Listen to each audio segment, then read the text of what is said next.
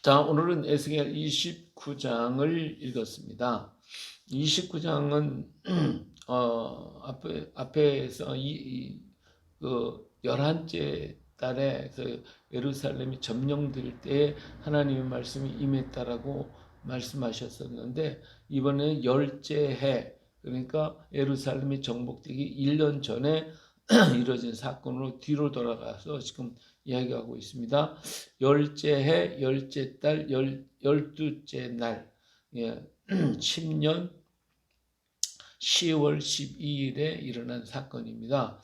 하나님의 말씀이 그때 임했죠. 그때 하나님께서 바로에 대한 얘기를 하셨어요. 애굽의 바로 왕과 온 애굽으로 얼굴을 향하여 예언하라 그랬어요. 자, 이 애굽의 바로 왕은 자기가 신의 아들이다, 신이다라고 하면서 굉장히 그 권세가 당당했죠. 그러나 하나님께서 그를 대적하게 되는데, 자기의 강들 가운데 그 나일강을 이기 너는 자기의 강들 가운데 누운 큰 악어라. 스스로 이르기를 나의 이 강은 내 것이라. 내가 나를 위하여 만들었던 큰 악어가 정말 나일강이 탁 누워서 이건 내 거야 하고 다른 것이 일절 주장하지 못하도록 큰 악어 노릇을 하고 있었다 그 말이에요. 그런데 하나님께서 그때 갈고리 내 아가미를 깨가지고 너의 강의 고기가 내 비늘에 붙게 하고, 그러니까 그 악어를 강에서 끌어낼 때에 그 강에 있는 모든 고기들도 전부 다 같이 붙어서 끌려 나오게 될 거다 그 말이죠. 이걸 어디다 너와 너의 강의 모든 고기를 들에 던지리니 내가 지면에 떨어지고 다시는 거두거나 모으지 못할 것은 내가 너를 들짐승과 공중의 새의 먹이로 주었다. 그래서 그들을 전부 다 물고기들을 다 끌어내서 다 광야에 던져서 들짐승과 공중의 새들에게 먹이가 될 것이다 얘기했어요. 자, 이 말은 뭐예요? 이 나일강이 죽을 것을 말하고 있죠. 나일강이 황폐가 될 것이고, 그리고 그 안에 있는 모든 고기들이 다 말라 죽게 될 것임을 말해주고 있어요. 그 얘기는 또 다른 얘기로 하면 열방의 모든 나라들이 들짐승과 공중의 새, 주변에 있는 모든 나라에 공략을 해가지고 계속해서 침투를 당해서 어려움을 겪고 고통을 당하게 될 것임을 말해주고 있는 것이죠. 그래서 이처럼 애굽은 철저하게 말라버리고, 그 다음에 애굽의 강에서 나온 모든 물고기들이 다 죽게 됐다는 것은 경제적으로나 모든 것이 전부 다 메말라서 감당이 안 되는 그러한 지경에 몰락당할 것임을 말해주고 있습니다. 자, 이렇게 이러한 하나님의 역사를 통해서 6절에 애굽의 모든 주민이 내가 여호와인 줄을 알리라. 애굽은 본래 이스라엘 족속에게 갈대 지방이라. 이스라엘 민족이요, 애굽을 얼마나 의지했는지 몰라요. 애굽을 위해서 그들은 노예 생활했고, 그 당시는 애굽이 굉장히 강성한 나라이기 때문에 애굽의 그 강함을 자꾸만 의지하고 그걸 생각을 했어요. 그래서 언제든지 의지하려고 그랬는데 애굽은 뭐 같다? 갈대 지팡이 같다. 갈대 지팡이, 갈대 뭐 아무것도 아니잖아요. 해봐야 소용없어요. 그러니까 내가 이스라엘이 이제 갈대 지팡인데 애굽을 잡으려고 그러니까 어떻게 해요? 잡고 지팡이니까 꾹 누르니까 펑 꼬라지는 거예요. 그래서 어떻게 돼요? 어깨가 찢어지고, 그리고 그들이 너를 의지하니까 내가 부러져 버려. 이게 갈대 지팡이가 부러지는 거야. 부러져. 이스라엘이 의지하니까 부러져 버렸어. 그러니까 그들의 모든 허리가 흔들리게 되었다. 하였다. 이스라엘이 흔들리는 거죠.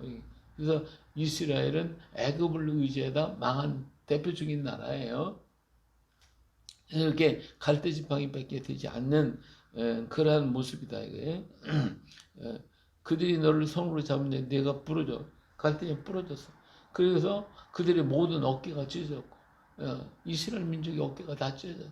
내가 또 너를 의지하니까 내가 부러져서, 그래서 그들 이스라엘 민족 허리가 흔들렸으면 힘이 다 빠졌다는 얘기잖아요.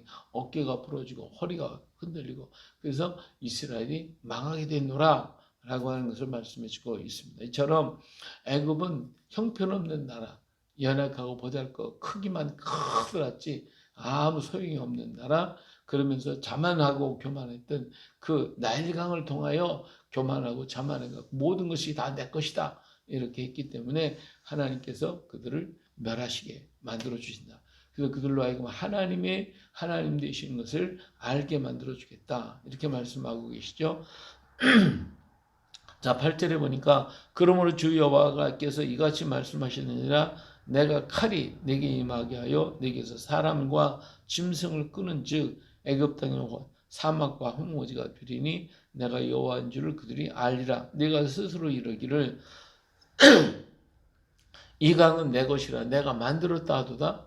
이 강은 자기 것이 자기가 하나님 주신 아름다운 이 그 천혜의 저 아름다운 그 나일강 이것 때문에 그들은 잘 살게 됐고 그들이 부여를 누리게 됐고 그것 때문에 열강이 강한 자가 되었는데 근데 그들은 이게 하나님께 영웅들이지 않고 이건 내 것이다 내가 만들었다 이건 내가 만들었다라고 하는 의미는 이것은 나일강이 범람하잖아요. 그런 범람하고 나면 그 땅을 자기들이 지시를 가지고 다시 땅을 갈라서 분배를 해가지고 농사를 잘 지을 수 있도록 그렇게 만들었기 때문에 그들은 그런 지식이 충만했고 그런 수학적인 기하학적인 것들이 굉장히 발달되어 있기 때문에 그들은 내가 만들었다 하고 자랑만 하고 있는 것이죠.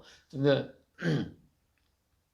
자, 그러므로 내가 너와 네 강들을 쳐서 애굽 땅 믹돌부터 수에네 곧 구스 지경까지 황폐한 황무지 곧 사막에 두게 하리니 하나님께서 전부 다 이렇게 자랑했던 그들이 측량하지 않고 내버려두면 전부 황무지가 될 수밖에 없어요. 그래서 근데 하나님께서 그들을 황무지가 만들겠다는 거예요.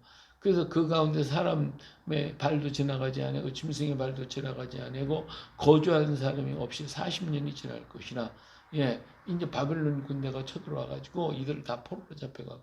그래서 지혜 있는 자, 똑똑한 사람 다 잡혀가니까 이 바벨론 나일강이 아무리 있으면 무슨 성이 있어요. 예? 그것을 측량을 해서 땅을 나누고 수로를 만들고 물을 퍼 담아야 그래야 그 땅이 좋은 땅이 되는데 그걸 할 사람이 없는 거예요. 그렇기 때문에 어떻게 돼요? 황무지가 될 수밖에 없죠. 전부 다.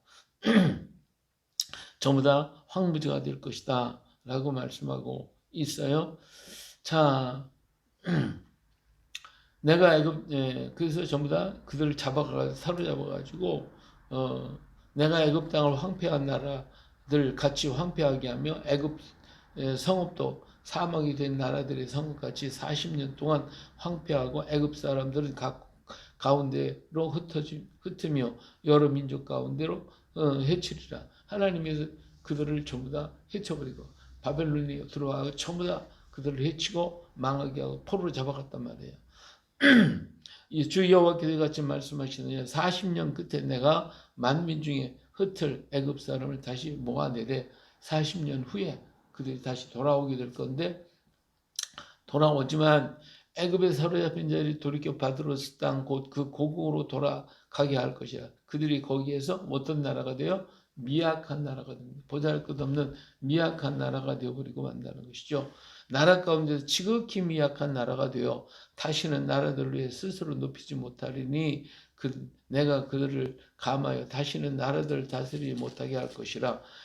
그들이 다시는 이스라엘 족속의 의지가 되지 못할 것이요 이스라엘 족속은 돌이켜 그들을 바라보지도 아니하므로 그 죄악이 기억되지 아니하리니 내가 여호와인 줄을 그들이 알리라 하셨다라. 예, 애굽이 강성해가지고 그래서 하면 강성해지면 이스라엘이 또 그 의지하고 그러니까 의지하지 못하도록 하나님은 애굽을 정리해버리고 그래서 이스라엘은 스스로 하나님을 바라볼 수 있도록 만드시겠다라고 하는 것을 말씀해주고 있습니다. 하나님은 애굽을 참 사랑하셨어요. 왜냐하면 이 애굽을 통해서 이스라엘 민족이 번성했고 장성했기 때문에 애굽을 절대로 멸하지 아니하시고 그들을 다시 돌이켜왔지만 그러나 그들이 강성해지면 이스라엘이 또 하나님 버리고 애굽을 의지하니까 애굽을 미약한 나라로 만들어서 이스라엘 물론적으로 하나님을 알게 했고 애굽은 교만함과 자만함이 다 끊어지게 만들었고 그리고 결국은 그 나일강이 말라버리고 말잖아요. 예, 그 댐을 막아버림으로 말라버렸기 때문에 정말 하나님께서 말씀하신 대로 악어와 모든 고기를 다 갖다 광에다가 집어 던져서 다 공중의 새와 짐승이 먹이가 되게 하겠다고 그랬는데 이건 후일에 된 이야기지만 아수안 댐이 만들어져서 강이 말라버리고 말았어요. 그냥 황폐한 땅이 돼버리고 말았잖아요. 예? 고기가 다 죽어버렸어요. 다 말라버린 땅이 돼버려서 그래서 지금도 그들이 석유를 가지고 의지하고 있지만은 이런 모든 것들이 오히려 그들에게 더 큰 재앙이 되어버리고 말했던 것을 볼 수가 있습니다. 자, 17절. 27째 해 첫째 달 초하루에 하나님의 여호와의 말씀이 내게 임하여 이르시니 여기 보니까 보통 아까는 10년 근데 이번엔 27째 해 벌써 17년이 지나간 17년 이후에 또 얘기해요. 뒤로 갔다가 앞으로 왔다가 지금 하고 있어요. 이것은 애굽에 대한 하나님의 예언을 묶어 가지고 이렇게 지금 전해주고 있어요. 이제 바벨론의 느부갓네살 왕이 그의 군대로 두루를 치게 할 때에 크게 수고하여 모든 머리털이 부르짖어졌고 모든 어깨가 벗어졌으나 그와 그 군대가 수고한 대가를 두루에서 얻지 못하였느니라. 예. 이 바벨론 군사들이 두루를 칩니다. 두루가 뭐 그렇게 아주 아름답고 또 무역 때문에 부자가 돼서 28장에서 우리는 그런 걸 봤잖아요. 이렇게 부유했던 나라를 바벨론이 가만히 있을 수가 없죠. 쳐들어가서 그 보화 재화를 다 뺏어야 되니까. 그러나 그 두로성을 공격을 그렇게 하려고 여기 그러니까 모든 머리털이 다 빠지고 어깨가 벗겨지고 이렇게 막 애를 쓰면서 두루를 공격을 했으나 그런 얻은 게 없는 거예요. 왜냐하면 두루 사람들은 알고 자기들이 가지고 있던 건 다 숨겨버리고 그리고 없애버렸어요. 전부 다. 그래가지고 바벨론 군사들이 가서 보니까 아무것도 없는 거예요. 전부 다. 그래서 얻은 것이 없고 그리고 두루를 제대로 공격도 제대로 못한 채 그리고 이렇게 그냥 힘을 다해서 했지만 아무 소득이 없이 끝나고 말았어요. 그래서 그들은 그 두루를 치다가 어디로 애굽으로 내려오는 거예요. 애굽에 내려와가지고 애굽을 공략을 했는데 애굽에 승리를 했어요. 애굽에 승리해가지고 애굽의 모든 재화를 전부 다 가져갔어요. 다 가져갔어요.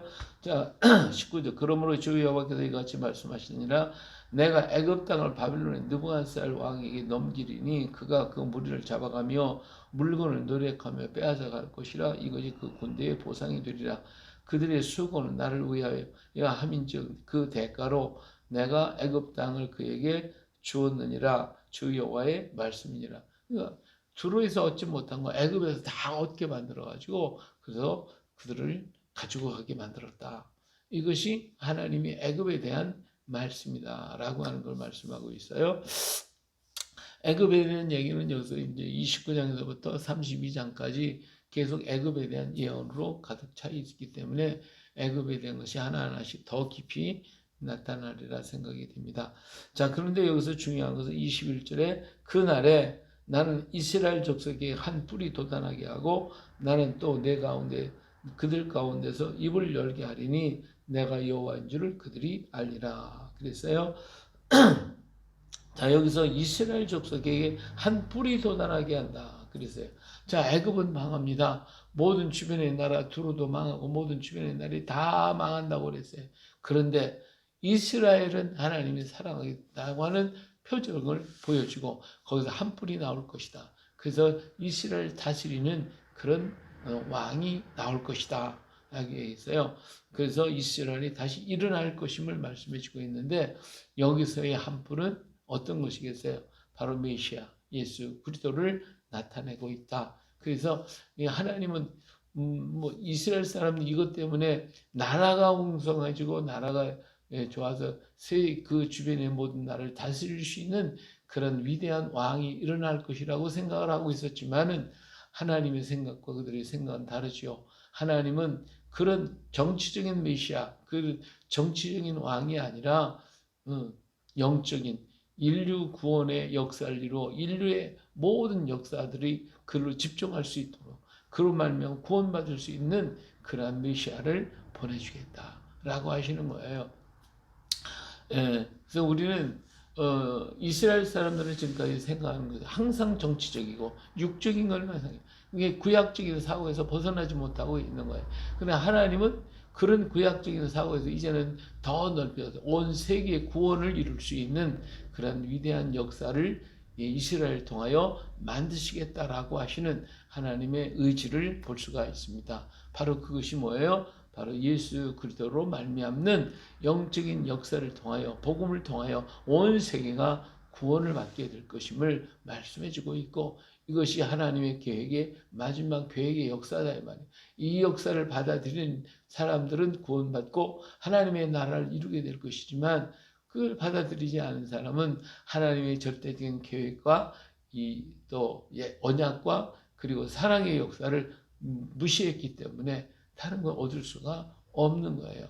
하나님께서 모든 것을 다 이루고 계시다. 그런 걸 벌써 예언해주고 있음을 알 수가 있습니다. 그래 오늘 또 하나님은 우리를 향한 계획을 가지고 있는데 우리가 그 계획을 깨닫고 그 계획 안에서 순종하며 열심을 다하고 충성을 다하면 하나님 그것을 통하여 더 크고 놀라운 역사를 이루어 가실 것입니다. 오늘도 주의 이름으로 멋진 승리를 이루어 가시기를 축복합니다.